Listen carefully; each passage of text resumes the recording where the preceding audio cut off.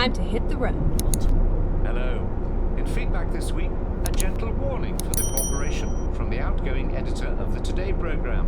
The only thing about the BBC, I would say, having observed it as an outsider, probably over the 3 years, is there is a great impulse towards sort of social cohesion, and sometimes it means that they think it would be unkind to hear certain views. I'll be talking to Finding Sarah a Sands new about her route. 3 years on the bridge of the BBC's battleship, or was it a destroyer? And she talks ruefully about one of the rows she got into. Turn right. The day, in the end, was probably the thing that influenced me most. And did we make our listeners in our Out of Your Comfort Zone feature really uncomfortable this week? The programme they review describes a very tough existence in the Australian outback. These are proper hard people, and I think we got that in the programme. This is not an easy life. They all obviously love what they do and work very hard, very, very hard. But was it a hard listen? Find out a little later in this edition of Feedback.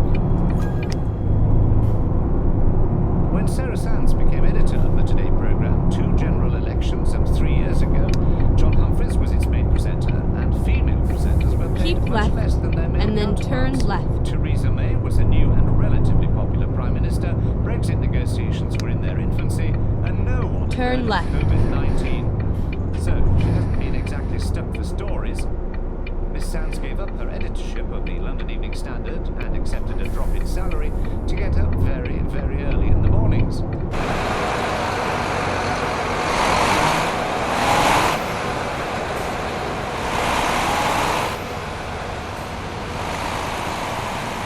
She stands down. There's hardly anyone left in the Today office. Presenters like Martha Carney are broadcasting from home, which is where Miss Sands has been doing her editing. Earlier, I talked to her about those tumultuous 3 years and began by asking what were her ambitions for the programme when she took it over. What did she Get want ready to do? to What turn did she left. want to change? Well, in a way, it is interesting that it sort of ended with COVID, because what I really wanted was it to Turn be a left. programme in which you learn things, and always the listener, the very, very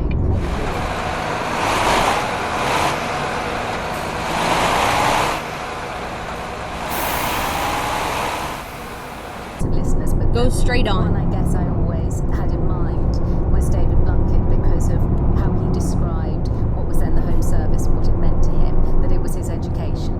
Because he was a blind man. Well, he is a blind man, obviously, and a blind schoolboy, presumably without lots Go of straight help on. now is available. Yeah, so it was everything to him, to listen and to be able to learn. And so always I thought at the end of each programme, what have we learned? And actually some of the frustrations, I know of some listeners, I have also shared, that is it enough about illumination and sometimes about adversity without Get ready to turn illumination. right. And so I think ending up with this sort of, I hope civil but rigorous sort of scrutiny of what's going on, but then the sheer joy of just talking to scientists as they are Turn right. discovering something they didn't know about and starting to learn about, has been, to me, the greatest privilege of journalism. Well, we've got a listener, Karen Lipsech, who'd like to put this question to you. What does Sarah Sands think was the best Get and ready to worst turn left. decision she made during her tenure, and why? Let's do the easy bit first, the best decision. First decision, I think, Turn I left. remember when I first started saying that we seemed very good at covering the world, and that was very important.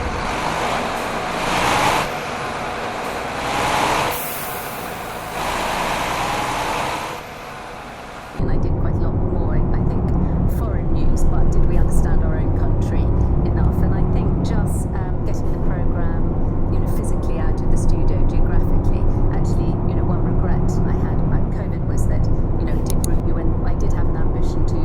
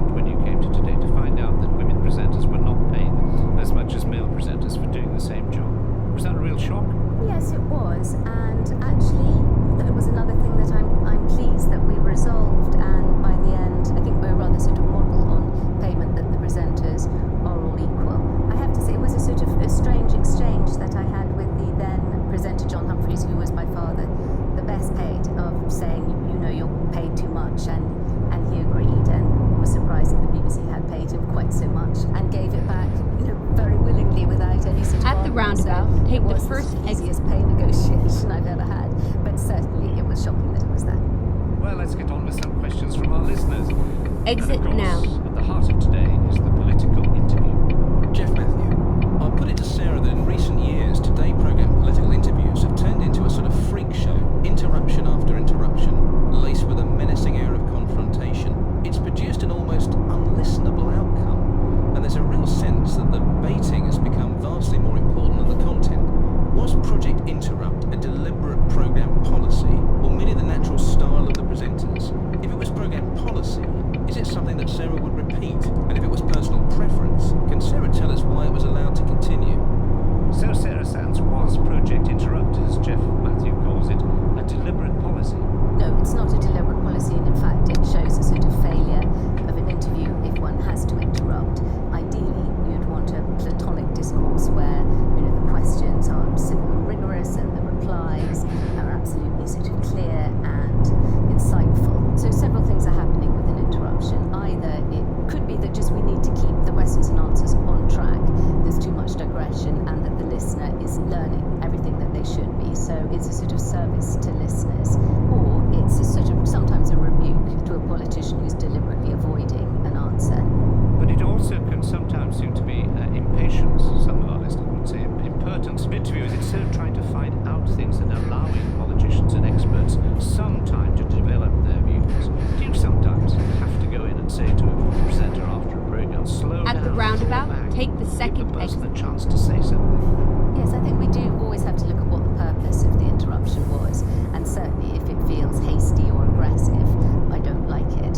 I think the only time that it's justifiable, if it's either bringing back Exit someone now. to the subject, or, as I say, it is a rebuke to a politician who's deliberately avoiding an answer. But those are the only two reasons. Other than that, I think it's a pity, and I think if I have a fault in this, probably, I think more at the beginning, I hope something that I've learned was that I think I was so excited by how much we could cover on the programme that I probably packed it too much. In fact, I know I did. I think there was one interview I remember which lasted about 3 minutes on the dawn of the cosmos, and I thought, no, that wasn't given enough time. So I think some of it is just letting things run more. But I think there is a sort of Westminster style that you have to watch, which is that you're all geared up for, and it's a bit of a game. So then you can see that it's run on adrenaline rather than reason. And above all, I wanted the Today programme to be a forum for reason. So I'm sympathetic to that view, and I apologise if that happened too much. Well, the Today programme has been criticised by some, and notably by some in number 10, for being the voice of metropolitan liberal consensus. You obviously thought there was truth to the metropolitan element, because as you explained, you tried to take the programme more out to the regions and would have done more. But for COVID, how about the liberal consensus? I think it means that, certain voices aren't heard enough if they're outside that liberal consensus. Do you think that's a fair criticism? Well, one thing I've really minded about is free speech. It was one reason actually that we did quite a few broadcasts from universities, because I wanted to tackle it there and to challenge it. And certainly notable that I put on guests who were perhaps supporters of President Trump, or those sort of lightning characters, where people get very, very troubled on Twitter. So I think I've seen the criticism sort of on both sides. I think the only thing about BBC, I would say, having observed it as an outsider, probably over the 3 years, is there is a great impulse towards sort of social cohesion, and sometimes it means that they think it would be unkind to hear sort of certain views, and I think that's something that one has to think about how you genuinely allow sort of free speech in a sort of civil form. Well, Sarah Sands, one of the things you have in common with previous editors of the Today programme is that you're not the most popular, or haven't been the most popular person in number 10, Downing Street. Indeed, you described the government's behaviour in boycotting the programme as Trumpian on our programme last December. When you look back on that, do you think that could have been avoided, that conflict? The description of it being Trumpian was a matter of fact. It was how it was described to me by a supporter of the regime, a sort of figure within it. So it was an early intention of the government to challenge what they saw as the monopoly of the BBC. And the Today programme was an obvious piece of territory, because, it's the flagship. So I never actually took it personally. Why is that? Because you're used to that in newspapers? You think BBC's a bit, should be less sensitive, that, people have this out all the time in journalism. It happens to be BBC this time. BBC should be a bit more robust about it. I certainly didn't feel, particularly distressed by it. I just thought, well, so what do we do about it? And actually, as it happened, it turned out rather well. There was a sort of dividend to the boycott of the Today programme, which was that we started to work more creatively to bring in other voices, which is actually something I always wanted to do from the beginning. Well, that's something that Penny Mountain of Dorset really enjoyed. She enjoyed the boycott. Here's what she has to say. BBC Radio 4's Today programme is infinitely more interesting at the moment, with more time to hear real experts in their field rather than cabinet ministers. The experience of listening to and understanding the issues has been made more valuable and enjoyable.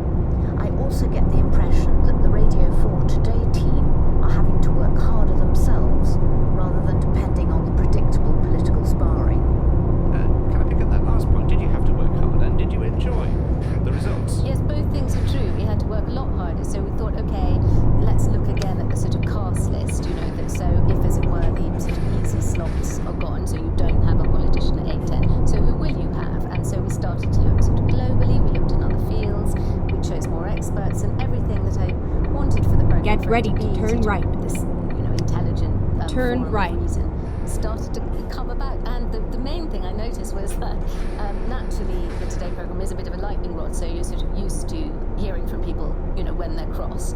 But suddenly, there was this new harmony, and lots of listeners just emailing for no other reason than to say how much they were enjoying the programme. So it was rather a wonderful period. Came to an end. However, yes, it came to an end, and some wonder whether you've just gone back to the old ways. But of course, you hope, all editors hope to set the agenda as well as follow.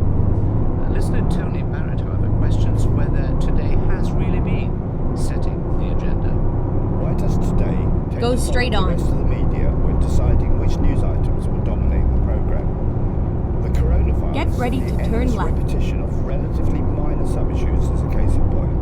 The consequence is that the programme lacks space to properly cover much greater threats, Turn left. such as climate change.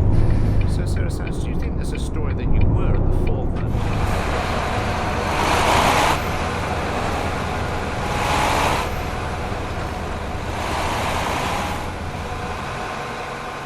Go straight on. Which you pushed onto the main agenda? Or are you almost obliged on the Today programme to follow an agenda Keep set by right. others, particularly politicians? I would say that the Today programme does set the agenda certainly of the day and the following day. If you look at what's in the media elsewhere, the following day, it tends to be a reflection of where we've led. It's a very newsy Turn programme, right. and that tends to mean that there's a sort of immediacy to what's going on. But on climate change, actually, we did do some big, as it were, sort of event broadcasts. We did one from Antarctica and the Arctic. And what I'm sorry about this year, actually, is that we were going to do a lot more on biodiversity and sort of big production broadcasts, which is how we can really sort of bring attention and use the structure we have. We don't have an investigative unit, sort of sadly. We can't be sort of selective or campaigning in the way that some other programmes do. We're just too big. It's just a huge production every day. But there are certainly stories that I think that we've led on, and on COVID, for instance, we were first in spotting the shortage of PPE in hospitals. But I think principally the way that the Today programme works, the way it's set up, is to cover the world the best it can each day with everything you need to know.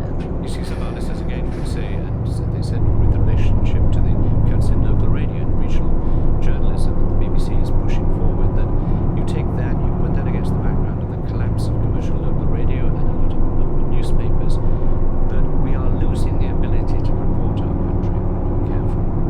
In some ways, we report the world better when we report our country. And you, locked in the machine of London, with your resources cut, it's very difficult for you to do much about that, isn't it? I think it is. You're right. It's a concern, and I think it's something that, as long as everyone's aware of and knows that that's what we need to try harder to find, people need to be attentive to that.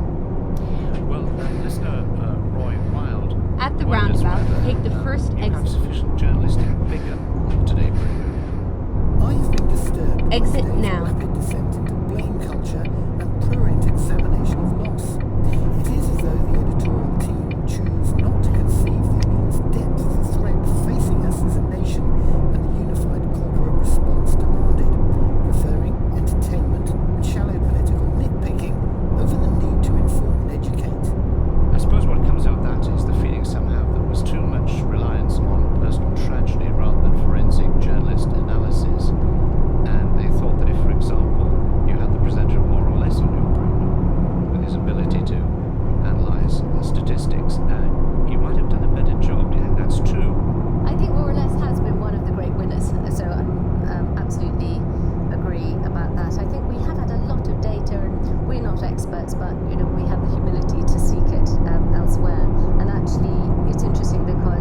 ready people to have turn said right. the opposite, that actually we did too much sort of analysis, too much economy, too much data. So I think it's a subjective thing. I think this is living history, and the human stories Turn are right. part of that. And much as I've sort of concentrated on the science, I'm aware that some of those stories will live on, and in fact, literally so. One of the little COVID essays that I commissioned of people's personal experiences of COVID was by the playwright David Hare, and I've just heard today that he's made it into a full-length play, trying to work out what this all means. That was when COVID first started. It was one of those stories they said, it's sort of brilliant to be here now, but actually we won't really understand what happened till, I'm afraid I've left the programme, long gone. So that sense of looking back, what was it, what really happened? Some of the, the testimonies are part of that. So I do believe in testimony. I just think you also need, the analysis that goes with it. Now, people like myself, I edited a few programs, but I would love to edit the Today program, and I can't imagine why after 3 years you would want to leave. I mean, in the midst of the most fascinating rearrangement, if you like, of the world, you're stepping down. Why? It is, you're right, it's absolutely the best job in the world, and I've loved doing it. If you had done it, you would find secrets inside it. It is quite grueling. Keep right, and then exit right. I think I've noticed 3 years is about the natural lifespan of a Today program editor, and actually having witnessed, this extraordinary Exit right. period, and great sort of privilege to be part of it. I do have a sort of ambition to go out and, apart from writing about monasteries, think about how we rebuild the economy, and so I have a bit ideas sort of beyond it now. So actually wanting to do something rather than witness. Some people have suggested that a contributory cause of this is the fact that the next editor, your successor of the Today programme, will have rather less autonomy than you had, and not to say less resources. Keep Was that left. an element in your decision that you looked ahead and you thought, actually, I want to do more, and I would actually face trying to do more with less? No, I think that the BBC absolutely understands that the Today programme is the news flagship. When I joined, the then head of news, James Harding, said, just to make it clear, the Today programme is the very last programme that will go. Everything else goes before the Today programme. So I have total faith that they take it seriously. Well, Sarah Sands, thank you on behalf of listeners. You've carried the Ming vase across the room and you haven't dropped it. That was the other thing the head of news said to me, was that your really only real power is to destroy the BBC. Please don't. Well, it's still here, so you must have been successful. I hope you have a very relaxed, quiet time in the monastery with plenty of time for sleep. Thank you very much, Roger. Our thanks to Sarah Sands, the editor of the Today programme. And please do let us know your thoughts about that interview and, of course, anything to do with BBC Radio. This is how you can get in touch. You can send an email to feedback@bbc.co.uk or write a letter. The address is feedback, PO Box 67234, London, SE1P4AX. You can follow our activity on Twitter by using @BBCR4Feedback, or you can call us and leave a phone Go message straight on. 03 333 444 544. Standard landline charges apply, but it could cost more on some mobile networks. All those details are on our website.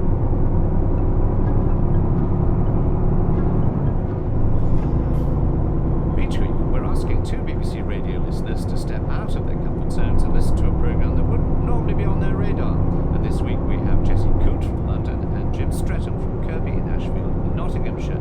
Now, to get a sense of your tastes, or unusual tastes, Jessie, what would be your top 3 programmes if you were stranded on that mythical desert island? I would choose Desert Island Discs, The Unbelievable Truth, and The Listening Project. And Jim, what would be Keep your right, and then continue straight on. The Unbelievable Truth, like Jessie, and I particularly like all the drama output from the BBC. Go straight on. Curious Under the Stars series. Well, we asked you to discuss an edition Get ready to of turn On Your right. Farm on Radio 4. Jim, describe this programme and explain what it's about, because it wasn't Turn about right. for a start. No, this is Anna Jones visiting a outback farm in Queensland, Australia, and she was there to see how they muster all these thousands of cattle over a vast area of the outback. And so, Jessie, did you enjoy this programme? Did it really expand your horizons? It did. It was quite interesting to hear the scale of the operation and the size of the area that they were covering. I think it was 44,000 acres, and the noise of the cattle, which obviously was thousands of them all in one place, was cacophonous. And it was really interesting to hear that some of these farms are up to 8 hours drive from a big town, so I hadn't really appreciated how cut off they could be. And I was fascinated by the fact that when they started to round up all the cattle, of course they used a plane to spot them. There were motorbikes, quad bikes, pickups, and an aeroplane. Yeah, it was quite a big operation. And of course, she's doing 2 programs, but she had to do it all on her own, which no producer did her own recording. Jessie, did you think she did it well? I did. I thought she came across as very warm, very genuine. Get ready to turn had right. good knowledge of farming. She got stuck in with the work. I really liked the chats with the family. They obviously got on well. She was very Turn inquisitive, right. even though she knows about farming. She didn't come across as a know-it-all. She was interested in what they had to say. Jim, do you share that view? I really liked the pace and energy and enthusiasm. Go of straight Anna on. Jones. And it was just so lively and really invigorating. It really drew you in, and the way it was produced in terms of the animal noises and her conversations with the farmers there, it was just very, very, very pleasing, very engaging. Go straight on, and then turn left. Turn left. People doing this, but I mean, back in the day, these cattle stations would have employed dozens and dozens of people, wouldn't they? They did, yeah. So the rough rule of thumb was 1 jackaroo to 10,000 acres. Get So, ready to turn left. there would have been 4 or 5 permanent people here to start, plus the family. Whereas now it's just family. Yeah, economic. Turn left. Well, there were 1 or 2 difficult issues, Jim, that were raised, not least the way in which Australian farmers castrate some of the young cows. And, she made the case that in the UK, after 14 days, I think, you would not be allowed to castrate animals in the way they do in Australia without any form of anaesthetic. So she had to raise that issue, and yet it was not an investigation so much, it was an account. Do you think she managed that well? I think she did that with great sensitivity, and she really stressed it was for Go the safety straight on, of and then farm turn workers left. and for the comfort.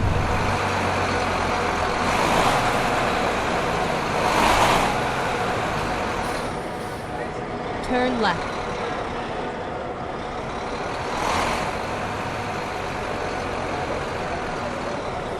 This is where it ends.